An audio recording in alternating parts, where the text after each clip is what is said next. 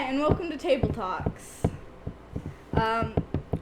Today we're going to start with discussing what happened in D&D. Due to the fact that this topic really isn't a favorites or list type thing, it's more of a just general acknowledgement. General acknowledgement of that's things. the way to put it. So, basically, today's game was pretty fun. Down to sweat. Didn't do a lot. Wonderful. Not a lot happened, but a lot A happened. lot. There was a lot of combat. Yeah. A lot of combat. There was like several hours of combat, but not that many combat encounters. There were maximum like 2. Yeah, there were 2 combat Yeah. encounters, but it was a long period of combat. Yeah. Oh. So they teleport down into the crypt. Yeah. Fancy room. You want to do a little bit of stuff here that set up the game better, like how there's 2 groups and we're all one big group now. Well, we've already discussed that. If nobody watched the video before, they might not. We have like a giant group of people. We had like what, 9 There's people 12. tonight. 9 tonight. When everyone's here, there's 12. And many of them have NPCs traveling along with them because they're high enough levels where they're just gathering followers, Yeah. and mounts and stuff like that. So effectively, they are ignored most of the time, unless they're specifically calling upon their mount, which is a model on the table. Otherwise, it's just like, because I did everything in my power to ignore NPC. Robert's Manticore from being there. Not just because it was powerful, it was just because there was no more room in the hall. Right. You could not get through without running over Yeah. allies. Yeah, the one player has him, his son, his assassin, his mount. Yeah. His son's friend, who he journeyed with, Yeah. because his son was an adventurer for a while. Yeah. Uh, So he has like he's like his own adventuring He has party. a clan. It's like Yeah, his he's got the clan. He has a clan. the Raven clan. His own adventuring Clan party. Korax.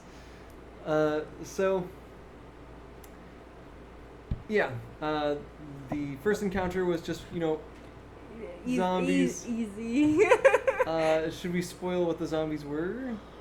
They're dead, so what does it matter? Oh yeah, okay. So basically, if you hadn't figured it out, they were orderlies. It's an insane asylum for undead creatures. It's wonderful. It's like they're gonna live forever, and killing them would kind of be a waste because they have knowledge in certain areas or have their uses. So they had undead orderlies coming in. They weren't going to kill you guys. Like, they were doing nothing but grapple moves, if you noticed the people at the front. Yeah. They just wanted to subdue you. To get you into cell. Yeah, I know, because they wanted us to be like, they thought we were insane. And as murder hobos actually are. Yeah. All of you come down here, and they were completely justified in tackling you. Yeah. Some of the party are mildly insane. The rest of the party is just like... Well, you guys went down there and started riling up the patients. And the orderlies' jobs are basically to keep the patients subdued. Makes sense. So and then you guys just start slaughtering the orderlies. Well, to be fair, it's D&D. When a hallway fills up with skeletons and zombies... With clean white coats. You still go... I like to emphasize No player goes, whoa, hold on. Why are the coats so clean? We can't kill these zombies. No, no one says that in D&D. If they're like people, you might go, okay, well, these are a bunch of dwarves. We'll let these dwarves go. No. And then the chest. I messed up on one part. I wanted to give an aura of ominous aura about the chest. I just said it was just like this big ornate black chest.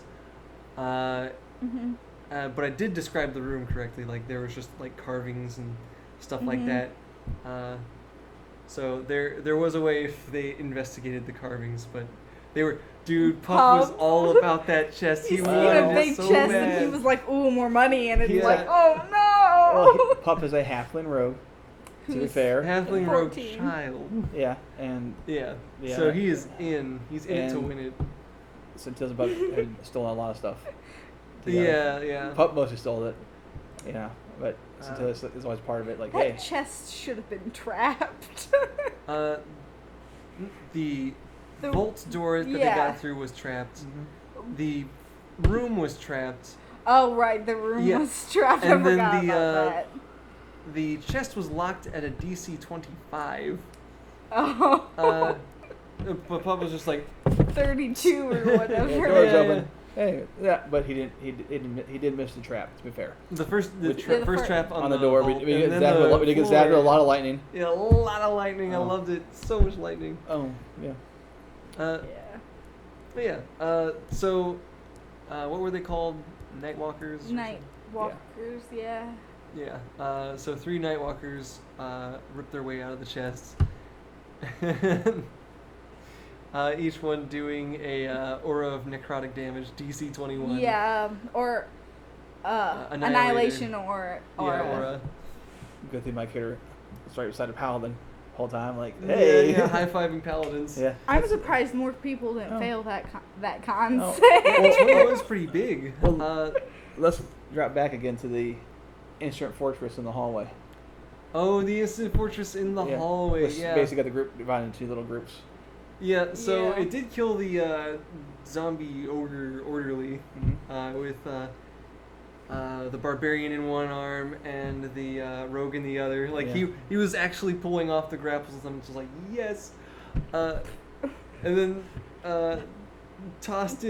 someone tossed in the fortress. And Slow mo just- fall. Yeah, move! It just goes in and blasts back the orderly. Yeah, filled the whole hallway. Yeah, filled up the hallway, crushed the walls. 15 feet of ceiling Yep. was pushed up, and then when it shrunk back down, like, all the ceiling started collapsing inward. Yeah. It was crazy. Like everything about this session was separating the party. Yeah. It was just Yeah. And as a then- DM, you're just like. Teleportation fun. Yeah. Okay, that's what got to that part. Oh That's yeah. the fun part. So Yeah, then I dimension door me and the paladin through it to the other side because there's only like what 3 people on the other side at the time. There was Yeah. So the Two, there was 2, three. 2, yeah. It was Rex and Pup Yeah, were on the this- other side yep. with the dead ogre body, Yeah, and undead ogre body. so until it's like I'm going over there, I'm taking the paladin with me with the dimension door because he's I feel safe with the paladin. everybody feels safer with the paladin's protection. Even though he's a kobold and I'm a gnome, You know, I still feel a little it's, safe. it's weird. Like you'd have to ignore like generations of history of bad blood. That's about it. Especially when survival is a part of it and money and Hey. survival. You're like, I could just like look the other way about that like forever if the money keeps coming. that kobold and gnome, we're gonna become friends. No, good times. This is where friendship succeeds Yeah. in the cruel world of twisted gods. Yeah. But yeah, interactions, Nightwalkers, busting up the house, people ran. Good move. Yeah, good Yeah. move. That was Uh, not gonna go good if they do that. No, well, But they have all the necessary pieces to the strategy. Because the Night Terrors, because after the ceiling collapses, there's this big, Nightwalkers. Nightwalkers, my bad. Yeah. So after the ceiling collapses, there's like this small gap that people could get through. So when they ran, they just like wiggled their way through, so they could easily escape these Nightwalkers. Yeah. Or else it would have been just like the sprint fight, the game. Yeah. Attacks of opportunities hitting Yeah. at your heels. You don't want to tax opportunities. Especially with that both annihilation aura just constantly pounding when everybody's separated from the paladin because they're faster than the paladin.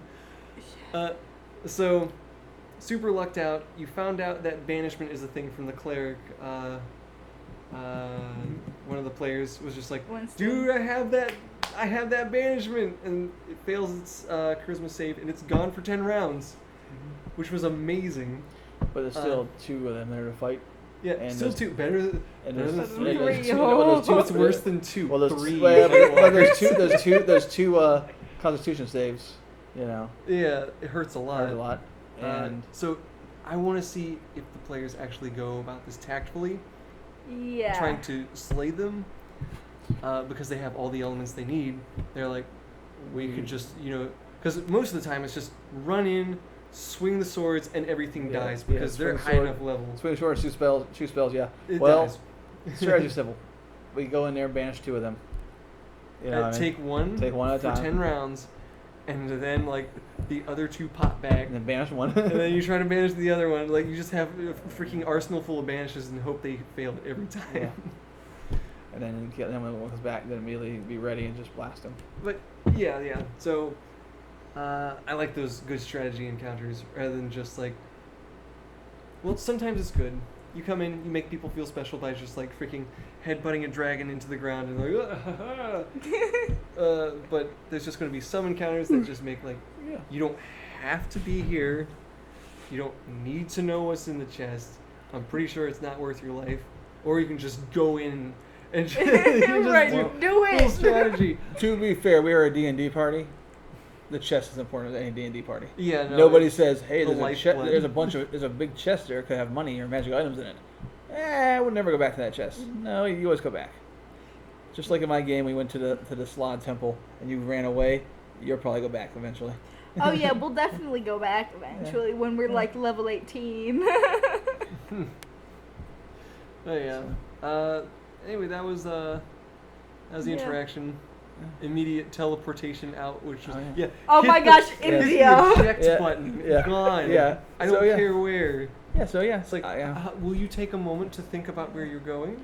It's like no. No. I know. I'm going to. I'm gonna I think of a have place. 6 seconds. Yeah, I'm gonna think of a random place close to my looks like my house. I take me and people with me, and one person goes, "I'm not leaving the rest of my family behind," and I'm like, whatever. Dumbass.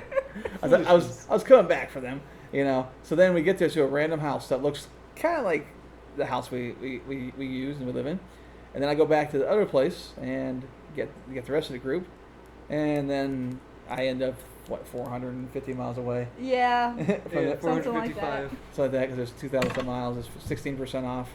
Yeah, so we're in the middle of the ocean, and so I had to use all my teleports until the next day to get everybody out of there. At least everyone's out though. It could Yeah. have been way worse. But I made a For brand new sure. adventure for everybody. Brand new adventure. It's fun. A new town. Yeah. Sorry. Ooh, new places. Yeah, except for a separated party. Yeah. Like I will rip apart my world just to push these guys back Well, together. I basically planning on going back to them with teleportation the next day, and then of course they're going to be in the city, so I have to search for them in a new city.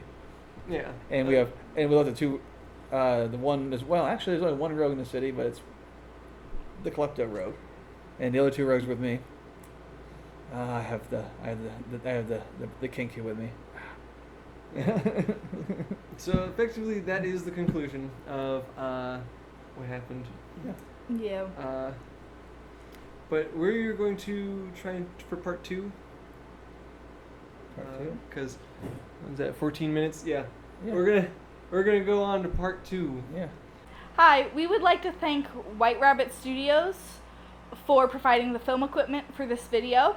If you enjoyed this video, be sure to hit the like button and don't forget to subscribe and hit the bell icon so you are notified whenever we upload a new video. Thanks for watching.